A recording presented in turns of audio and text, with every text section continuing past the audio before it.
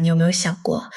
你现在看到的世界、感受到的一切，包括正在盯着屏幕的这个，你其实都是一个巨大且极度精密的幻觉系统。你以为你摸到的桌子是坚硬的，但物理学告诉你，那只是粒子之间的斥力。你以为你看到的苹果是红色的，但脑神经科学告诉你，那只是特定波长的光在你的大脑皮层里渲染出的一段数据。如果我告诉你，我们一生都在对着大脑的显示器又哭又笑，却从未真正接触过现实本身呢？这不是科幻小说里的脑洞，也不是现代物理学的前沿假说，而是2500年前一位智者在菩提树下完成系统重启后，向全人类公布的一份宇宙拟真系统底层代码说明书。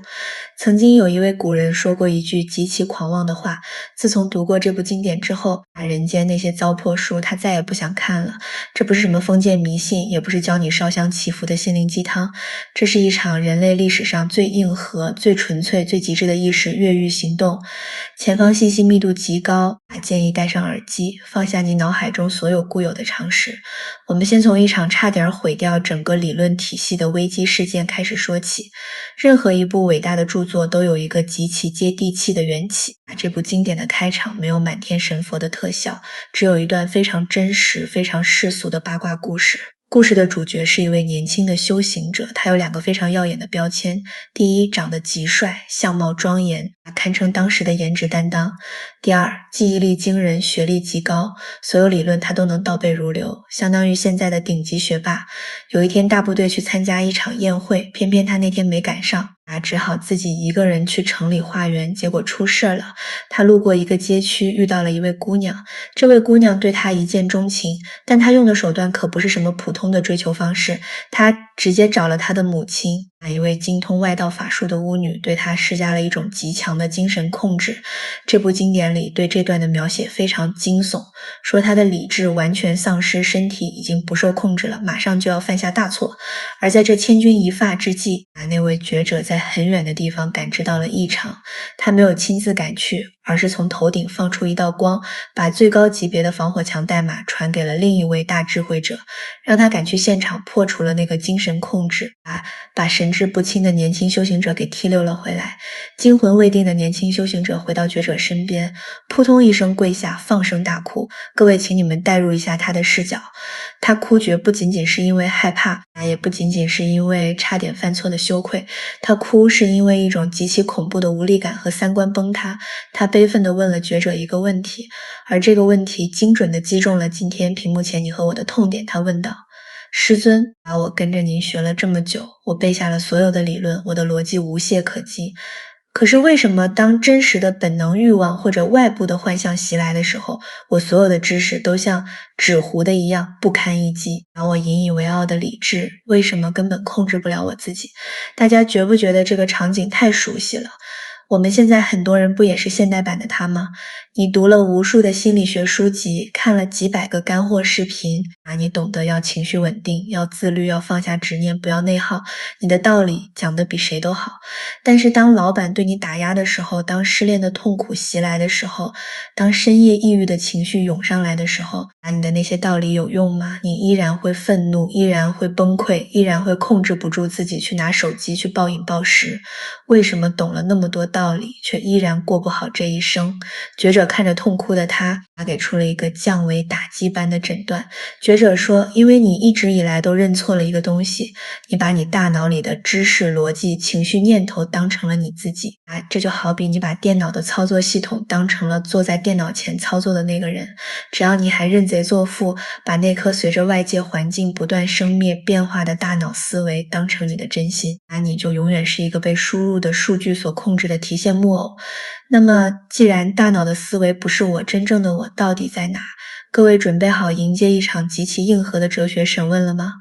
这部经典之所以被称作开悟的钥匙，正是因为接下来的这段时间，觉者没有用任何神通，没有展现任何法力，仅仅凭借极其严密的纯粹逻辑，就把人类引以为傲的自我意识一层一层地剥到了底裤都不剩。这场辩论在历史上被称为七处争心。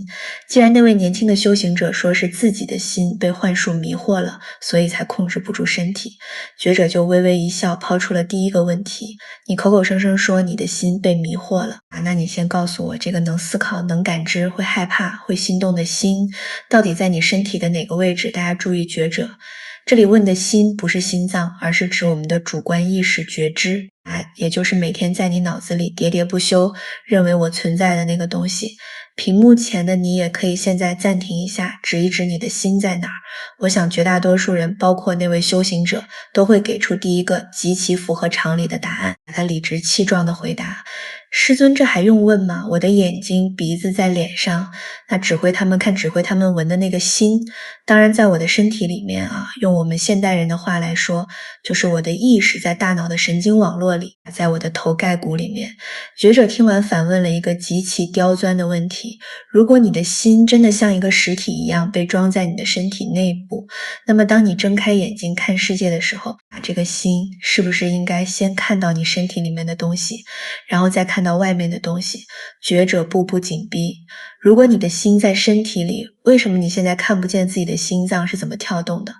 看不见你的肝脏长什么样？看不见你的血液是怎么流动的？你连自己的内脏都看不见，你的心怎么可能在身体内部呢？他瞬间愣住了。对啊，如果我在这个躯壳里面，为什么我对这个躯壳的内部一无所知？然后我们现代人可能会反驳说，因为内脏没有视觉神经啊。但在哲学的逻辑上，觉者探讨的是觉知能力的源头。如果觉知被物理空间限制在体内，它违背了空间感知的顺序。第一回合，心在身内被逻辑毙掉。他毕竟是学霸，思路转得飞快，马上抛出了第二种假设：师尊，我懂了，因为我看不见内脏，说明我的心不在身体里面。它其实像一盏灯一样悬挂在我的身体外面，所以它只能照亮外面的世界，照不到我的肚子。这很像我们现代科幻里的设定，我们的身体只是一个终端机，真正的我在云端服务器上。觉者连连摇头，给出了致命一击。如果你的心在身体外面，那就意味着你的身体和你的心是两个完全分离、互不相干的东西。那么如果我现在给你一块好吃的蛋糕，你的身体吃下去了，但那个挂在身体外面的心能感觉到饱吗？既然心在身外，身体和心断开了连接，你身体的感受，心不应该知道你心里的想法，身体也不应该有反应。可是现在我看着你，你看着我，然后我们心里产生的情绪，身体马上就有反应，这说明他们是连通的。第二回合，心在身外再次被毙掉，他开始慌了，不在里面，不在外面，那能在哪？他憋出了一个自认为天衣无缝的答案：师尊，他既不在里面，也不在外面，他藏在我的眼睛后面，就像有人把琉璃罩在眼睛上，虽然琉璃挡在前面，但它不影响我看世界。我的心就潜伏在视觉神经、听觉神经这些感觉的背后。各位观众，这可能是现代科学最主流的观点了。我们的意识潜伏在神经末梢和大脑皮层的交互中，通过感官这副眼镜来感知世界。觉者的反击堪称降维打击。觉者问他，你用眼睛看世界的时候，眼睛能看到风景，但如果你的心就像那个照在眼睛上的琉璃，当你看向远方的时候，你的心能不能看到你的眼睛？如果你戴着眼镜，你的视线一定是穿透眼镜的，你看到的是眼镜本身加上外面的风景。如果心潜伏在眼睛背后，它作为观察者应该能把眼睛本身作为观察对象，但在日常感知中，你能在看风景的同时看到自己那颗正在转动的眼球吗？更重要的是，觉者指出眼睛是没有知觉的，但你的心和眼睛是有知觉的。如果心就附着在感官上，那感官坏了，心就死了吗？盲人难道就没有意识了吗？第三回合，心潜伏在感官处，彻底崩盘，他彻底崩溃了。他在接下来的时间里，像无头苍蝇一样疯狂输出在暗处，错在中间无助处，错7次寻找。在内，在外，在中间，在暗处，在明处，7次全方位无死角的严密推理，他全盘皆输，他绝望了。如果这7个地方都不对，如果我的身体里没有心，身体外也没有心，师尊难道我是一具行尸走肉吗？难道这个世界上根本没有我吗？我是不是不存在的？各位，这正是这部经典最核心的觉醒时刻。觉者看着濒临崩溃的他，说出了一句在哲学史上犹如核弹爆炸般的话：你不是没有心，你只是把一个虚假的东西当成了你的真心，这叫认贼作父。你一直苦苦寻找的那个你，你平时以为的那个会思考、会愤怒、会被诱惑的心到底是什么？觉者给他定义了4个字：前尘虚影。什么是前尘？就是你从小到大你的眼睛看到的、耳朵听到的、身体接触到的所有外部数据。什么是虚影？就是这些数据在你的大脑皮层里通过算法运算后投射出来的全息影像。大家听懂了吗？觉者是在告诉千百年后的我们，你今天为什么会抑郁，为什么会愤怒，为什么会被物欲控制？因为那个愤怒的你、焦虑的你根本不是真正的你，它只是一个极其精密的大脑算法，它是一堆历史记忆遇到当下的外部刺激后自动弹出的一个代码弹窗。别人骂你一句，你大脑的数据库检索到这是攻击性的词汇，然后神经递质分泌产生愤怒的影像，你觉得我生气了，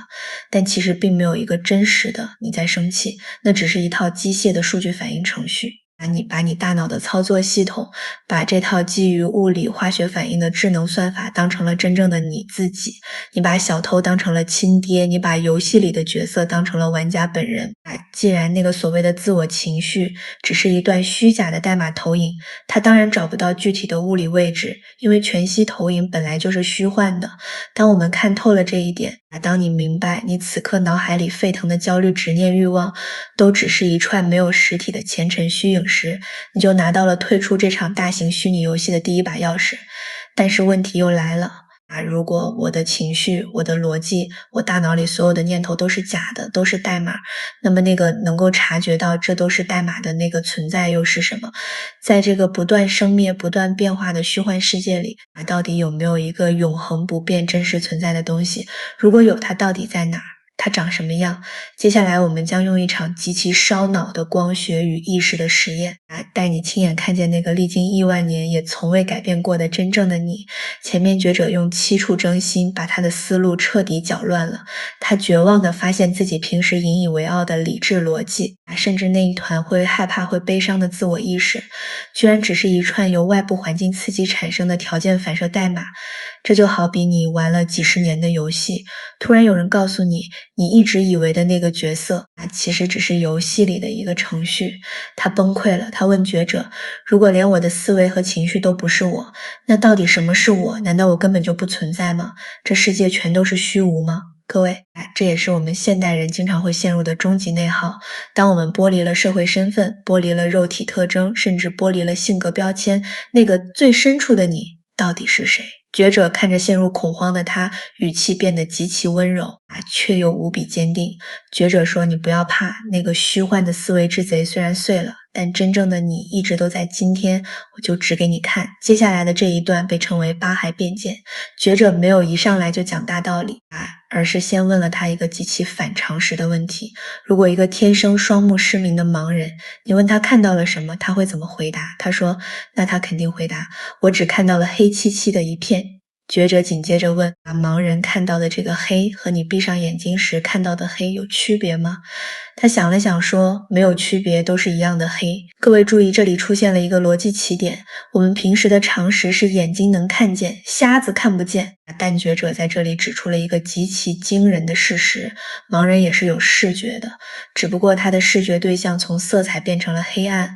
闭上眼睛看到的黑也是一种看见，因为如果他没有看见，他就不会知道那是黑。坏掉的只是他的眼球，这个肉体摄像头，但是那个能够接收信号并察觉到画面的能力从来没有消失过。觉者说，当一个盲人突然恢复了视力，他看到了五颜六色的世界，我们通常说他的眼睛看见了，但这就像一个人晚上在一间黑屋子里突然点亮了一盏灯，看到了屋里的家具，你总不能说是那盏灯看见了家具吧？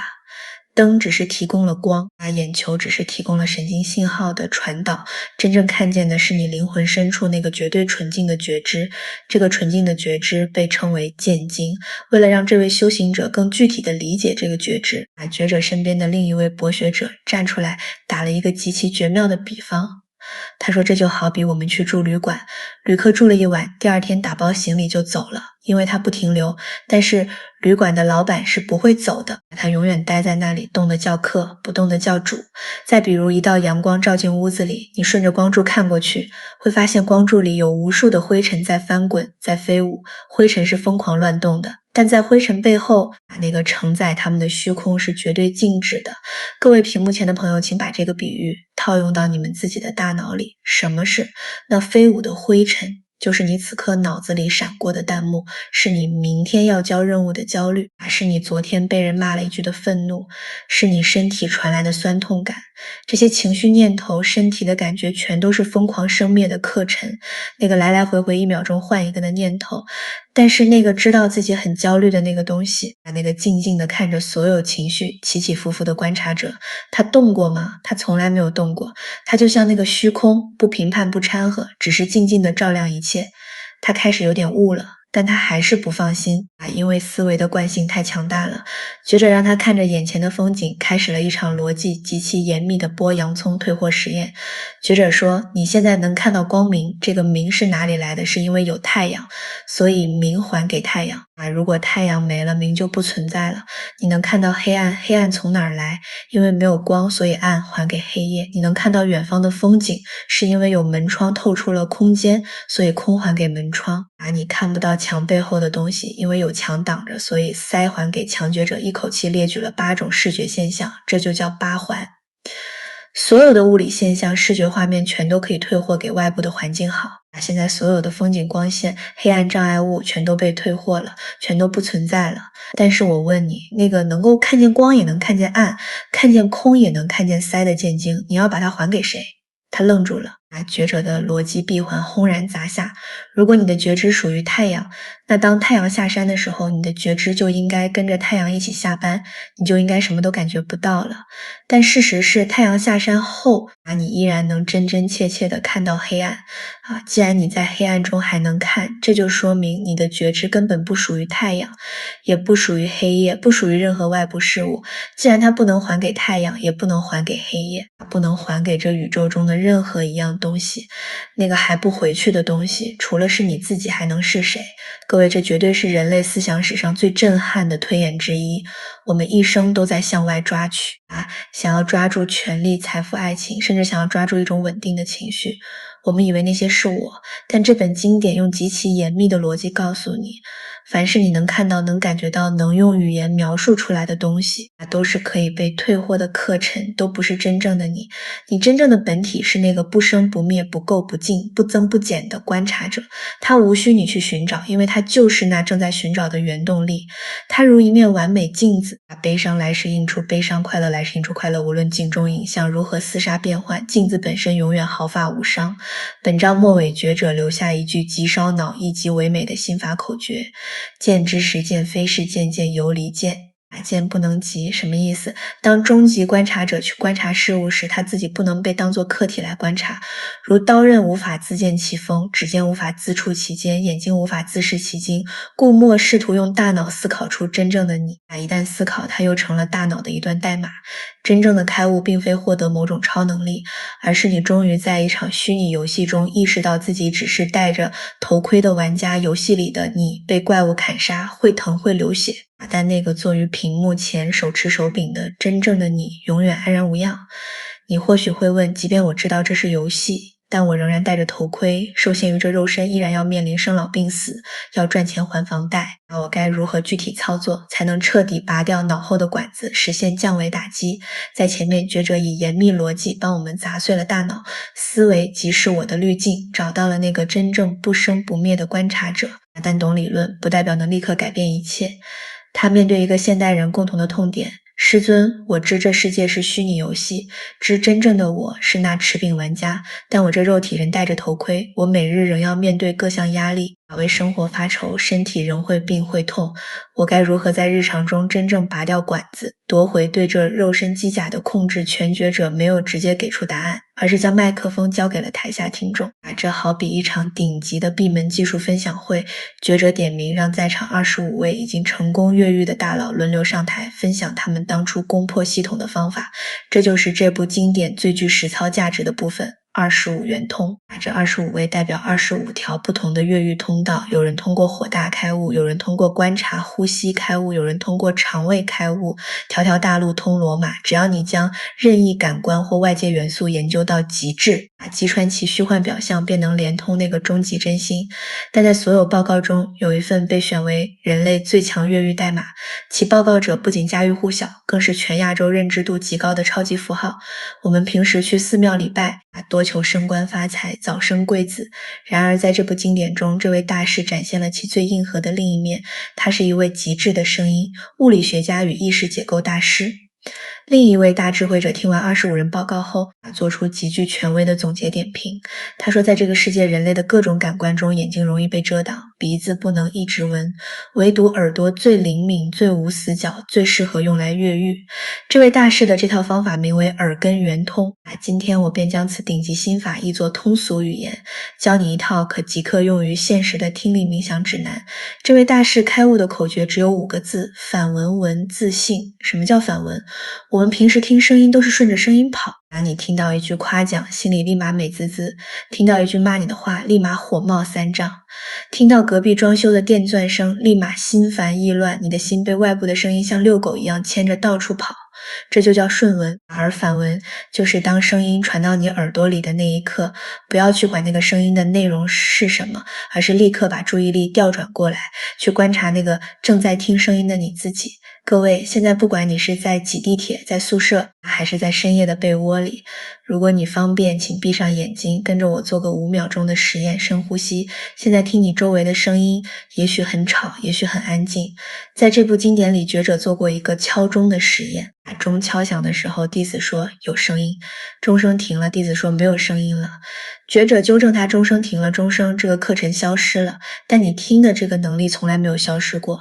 你听到了安静，安静也是一种声音，所以不要去分辨那是车声还是风声，去体会那个无论多吵，无论多静，它都像一面清澈的镜子一样，如实反映着一切的听觉本体。那个本体它不会因为电钻声而变脏，它也不会因为交响乐而变高贵，它永远清静，永远安宁。好，睁开眼睛。当你能够在这种嘈杂的生活中，不再被声音的内容牵着鼻子走，而是时刻安住在这个听的觉知上时，你就完成了反闻。这位大师说，沿着这条路一直练下去，你会经历几个阶段，从初入文中入流亡所到觉所觉空，空所空灭，直到生灭寂灭寂灭现前，所有的代码弹窗，所有的情绪幻觉全部粉碎。那个被封印在肉身机甲里的终极玩家终于睁开了眼睛，获得了真正的绝对的自由，这就是耳根圆通的终极境界。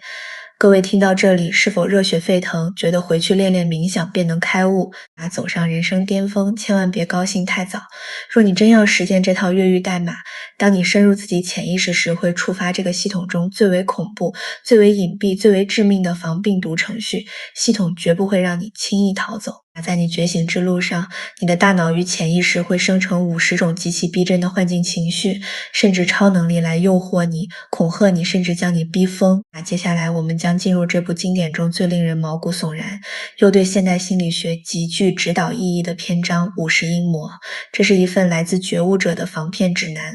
我将告诉你，为何有些人冥想会走火入魔，为何有些人稍学皮毛就自以为是宇宙之神。前面说过，这世界是个巨大的拟真系统，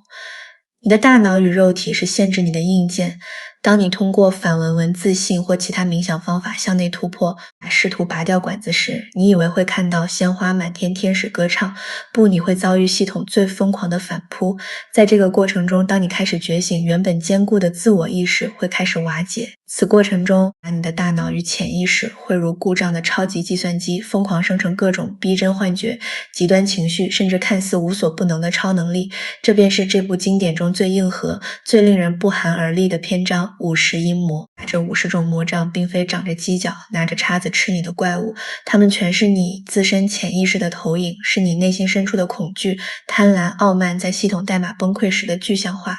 为便于理解，我们将这50种境界归类为现代人在灵修或自我探索中最容易踩的3个大坑。第一个坑，神通幻境。当你静心打坐，某天忽然觉得身体变轻，如飘在半空，或闭眼突然看见耀眼的光芒，满天都是庄严的形象，甚至感觉自己能隔墙视物，拥有特异功能。你是否觉得哇，我修成正果了，我的天眼开了？觉着冷冷地泼下凉水，别做梦了。这仅仅是你大脑视觉神经与空间感知系统在长时间静息状态下产生的感官畸变与神经元放电，就好比压着胳膊睡久了，醒来觉得手臂发麻，这叫生理性幻觉。这个坑无数文艺青年与心理学爱好者曾接连掉入。第二个坑，情绪魔障向内探索时，某天你突然感到极度悲伤，看到路边流浪狗，看到一片落叶，你哭得撕心裂肺。你自觉感受到了全宇宙的苦难，自觉是救世主下凡，充满了无比神圣的感觉。这在这部经典中称为悲魔入心，或者反之，你突然变得极其狂妄，觉得世间凡人皆是蝼蚁，自认为看透了量子力学、宇宙大爆炸与人类终极命运，对那些努力赚钱的人嗤之以鼻，这叫做狂魔入心。为何这部经典被称为照妖镜？因为在这个灵修泛滥、各种宇宙能量高维觉醒培训班收割智商税的时代，这部经典就是最强的防骗防身指南。那些动辄声称接收高维信息、展现神迹，或者教你断绝世俗情欲的人，拿你用50阴魔的标准去套，一查一个准，全是在精神病边缘试探的魔障。那么如何才能不走火入魔、安全通关？觉者给出了全经最核心价值连城的一句防御代码，确切地说，就是告诫我们，在修行中对于任何境界，只要不把它当作真实的成就，不产生执着，那便是善境界。如果心生傲慢，自以为得了圣果，便会立刻招来邪魔。什么意思？觉者说，你在觉醒路上，无论看到多美的风景，哪怕真的见到极其庄严的景象，哪怕突然感觉自己聪明绝顶，只要你不觉得这有什么了不起，不认为自己成了圣人，只将其视作路旁一处风景，看完即走，这便是好境界。但只要你心中闪过一念，我厉害了，我开悟了，我与你们这些凡人不同了，恭喜你，你的防火墙瞬间被击穿，你即刻会被系统病毒吞噬，变成一个彻底的疯子。真正的觉醒从来不是为了让你获得超能力去装高人，也不是让你沉溺幻境逃避现实。这部经典所阐述的50阴魔本质上是一场极其深刻的现代心理学治疗。它告诉你不要迷恋任何特殊体验，无论是极致的快乐、极致的悲伤还是极致的神圣感，它们依然是前尘虚影，是变幻的课程。你要做的只是静静地看着它们生，看着它们灭，不迎不惧。当你穿过这50重心理幻境的迷雾，那个不生不灭的真心便会如洗去尘土的明镜般自然显现。讲到这里，这部长达10卷的巨著，我们终于将其核心框架梳理完毕。从那位修行者险些被欲望吞噬的崩溃，到七处征心中发现大脑思维仅是一串虚假代码，再到八海变见中寻回那个永不逝去的观察者，最后携带耳根圆通的越狱方法，闯过50阴魔的心理防御矩阵。也许此刻屏幕前的你听得大脑有些过载，觉得这个世界太虚幻，但请各位记住，这部经典将世界解构得如此彻底，绝非为了让你去深山老林当野人，更非让你逃避现实责任。曾经有一位思想家说过，一切坚固的东西都将烟消云散。这部经典想告诉我们的，恰恰是这种向死而生的顶级浪漫。当你真正明白你的焦虑、你的痛苦、他人对你的评价，乃至这具会衰老的肉身，都只是一场极其逼真的全息投影时，当你确定在你身体最深处有一个不增不减、不生不灭的真心，在永远默默陪伴你时，你还怕什么呢？你依然会明日早起打卡上班，依然会努力赚钱，依然会认真去爱一个人，但你的心态已发生降维打击般的改变。你不再是那个被游戏剧情吓得瑟瑟发抖的游戏角色，而是那个拿着手柄面带微笑体验通关历程的头号玩家。你可以在这红尘俗世中尽情去哭、去笑、去体验、去创造，因为你知道无论这场游戏打得多么惨烈，那个真正的你永远安然无恙。这便是这部古老经典送给全人类最硬核也最温柔的礼物。朋友们，这期内容篇幅极长，查阅资料极多，可说倾注了全部心血。若你能耐心看到这里，说明在无数次轮回中，你与我已结下极深的缘分。若你觉得此内容如一阵清风，吹散了你心中些许焦虑，为你带来了一丝内心的宁静，我希望能看到你在评论区留下一句感悟，将它作为我们这场意识越狱之旅的通关密码。也请不要吝啬你的订阅与收藏，将它放入你的收藏夹。当你在未来某个深夜再次感到迷茫痛苦，觉得撑不下去时，翻出来再听一遍。感谢聆听，我们下一本古籍再见。